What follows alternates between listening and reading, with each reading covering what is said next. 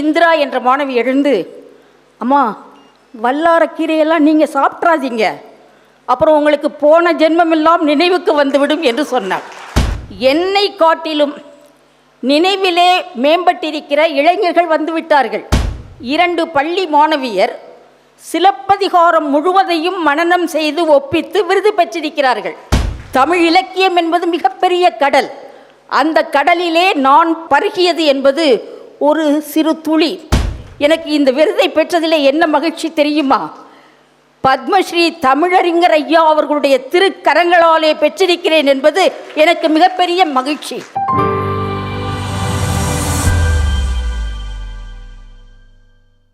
உலகமே அழிந்து போனாலும் ஒரு பிரதியை எடுத்து வைத்து கொண்டாராம் திருவாசகத்தை நடராஜ பெருமான். அதை போல தமிழ் இலக்கியங்களே அழிந்து விட்டால், எங்கள் விசாலாட்சி அம்மாவை காப்பாற்றி விட்டால் போதும், அது அனைத்தையும் தன்னுடைய மனன சக்தியாலே தந்து விடுவார். அவ்வளவு சிறப்புடைய அக்கா அவர்களை அருள் கூர்ந்து ஏற்புரை வழங்குவதற்காக அன்போடு அழைக்கிறோம். சிந்திக்க தெரிந்த மனித குலத்துக்கே சொந்தமான கை இருப்பு, வேறு ஜீவராசிகள் செய்ய முடியாத செயலாகும் இந்த சிரிப்பு. கருப்பா வெளுப்பா என்பதை எடுத்து காட்டும் கண்ணாடி சிரிப்பு. மனம் கருப்பா வெளுப்பா என்பதை எடுத்து காட்டும் கண்ணாடி சிரிப்பு.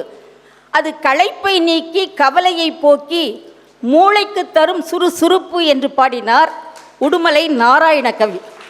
சிரிப்பு என்பது மனித குலத்திற்கே உரியது. தாமும் மகிழ்ந்து மக்களையும் மகிழ்விக்கும் உன்னதமான நோக்கத்தோடு செயல்படுகிற திருச்சி நகைச்சுவை மன்றத்தை முதலிலே நான் பாராட்டுவதற்கு கடமைப்பட்டிருக்கிறேன். அறிமுகப்படுத்திய போது சொன்னார்கள் என்னுடைய நினைவாற்றலை பற்றி. எனக்கு கல்லூரியிலே பணியாற்றிய போது நடந்த ஒரு நிகழ்ச்சி தான் நினைவிற்கு வருகிறது. முதுகலை தமிழிற்கு பாடம் எடுத்தேன். அப்போது ஒரு மாணவி எழுந்து, பாடத்தை மறக்காமல் இருப்பதற்கு ஏதாவது மருந்து உண்டா என்று கேட்டாள். நான் சொன்னேன், வல்லாரக்கீரை சாப்பிட்டா ஞாபக சக்தி வளரும் என்று சொல்ல கேள்விப்பட்டிருக்கிறேன் என்று சொன்னேன்.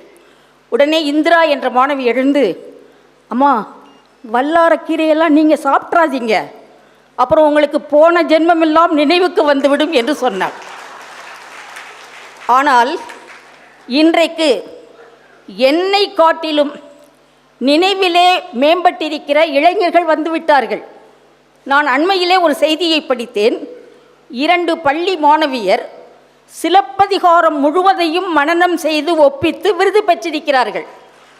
1330 அருங்குறட்பாக்களையும் எத்தனையோ சிறுவர் சிறுமியர் மனனம் செய்து விருது பெற்றிருக்கிறார்கள். அதே போல மிடுக்கான தமிழிலே அடுக்கடுக்கான சொற்கள் இழைந்தோடக்கூடிய பொறுப்புமிகு அற்புத நடையிலே கேளாரும் கேட்கும் வண்ணம் கேட்டாரை பிணிக்கும் வண்ணம் சுய சிந்தனையோடு பேசக்கூடிய எத்தனையோ இளைஞர்கள் வந்துவிட்டார்கள். ஆனால் அவர்களுக்கெல்லாம் கொடுக்காத விருதினை இன்றைக்கு எங்களுக்கு கொடுக்கிறார்கள் என்று சொன்னால் அதற்கு காரணம் முதுமையை போற்ற வேண்டும், முதுமையை பெருமைப்படுத்த வேண்டும் என்ற எண்ணம்தான். எனக்கு இந்த விருதினை பெறுவதற்கு முழு தகுதியும் இல்லை. ஆனால் என்னை காட்டிலும் அகவையால், அனுபவத்தால், ஆற்றலால், அறிவால் மூத்தவர்கள் அந்த 2 பெருமக்களும். அவர்களுக்கு முழு தகுதியும் உண்டு. நான் ஏன் எனக்கு அந்த தகுதி இல்லை என்று சொல்கிறேன் என்று சொன்னால், இறைவனுடைய அருளை பெறுவது எப்படி என்று யோகி சுத்தானந்த பாரதி சொன்னார்.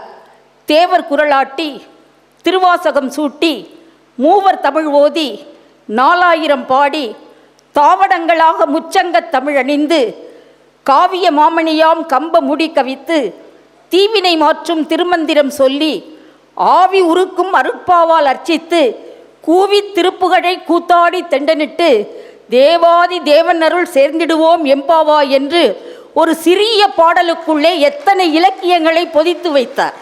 தமிழ் இலக்கியம் என்பது மிகப்பெரிய கடல்.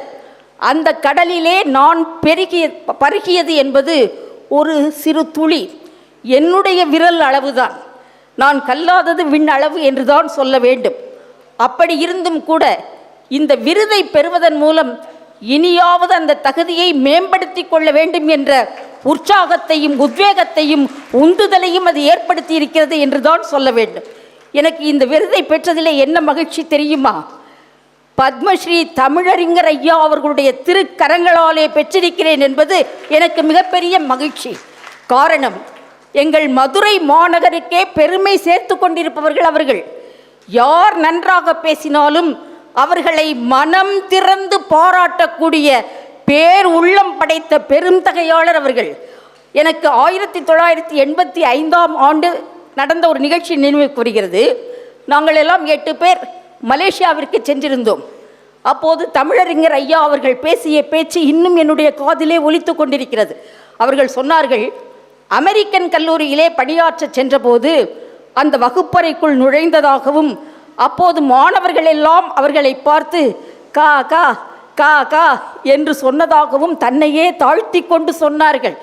அந்த மாணவர்கள் கா கா கா கா என்று சொன்னதனுடைய பொருள் என்ன தெரியுமா? உங்களுடைய நிறத்திற்காக அல்ல, நீங்கள் தான் எங்களை காக்க வேண்டும், நீங்கள் தான் எங்களை காக்க வேண்டும் என்பதற்காகத்தான் கா கா என்று சொன்னார்கள். அந்த வகையிலே உங்களுடைய பேச்சாலே பலரை நீங்கள் காத்திருக்கிறீர்கள். உங்களுடைய பேச்சுக்காக பலரும் காத்திருக்கிறார்கள். உங்களுடைய திருக்கரத்தால் நான் விருது பெற்றிருக்கிறேன் என்று சொன்னால் அதிலே எனக்கு மிகுந்த மகிழ்ச்சி. பணியில்லாத மார்கழியா, படையில்லாத மன்னவனா, இனிப்பில்லாத மூக்கனியா, திரு ராஜா திருமதி பாரதி பாஸ்கர் இல்லாத பட்டிமன்றமா என்று சொல்லக்கூடிய அளவிற்கு இன்றைக்கு பட்டிமன்ற துறையிலே செங்கோல் ஓச்சி கொண்டிருக்கிறார்கள். தாய் 8 அடி பாய்ந்தால் குட்டி 16 அடி பாயும் என்று சொல்லுவார்கள். இவர்கள் 16 அடி அல்ல, பல 100 அடி பாயக்கூடிய வல்லமை படைத்தவர்கள். அவர்கள் இன்றைக்கு மகிழ்வுரையும் நெகிழ்வுரையும் தந்திருக்கிறார்கள் என்று சொன்னால் உண்மையிலேயே நான் பெருமகிழ்ச்சி அடைகிறேன். எனவே நான் மீண்டும் ஒரு முறை இந்த நிகழ்ச்சியை ஒருங்கிணைத்து வடிவமைத்த செயலாளர் திரு சிவகுருநாதன் அவர்களுக்கும் அவர்களுக்கு பக்கத்துணையாக இருந்த அத்தனை பேருக்கும் இந்த நிகழ்ச்சியிலே கலந்து கொண்ட உங்களுக்கும் என்னுடைய மனமார்ந்த நன்றியை உரித்தாக்கி விடைபெறுகிறேன். நன்றி, வணக்கம்.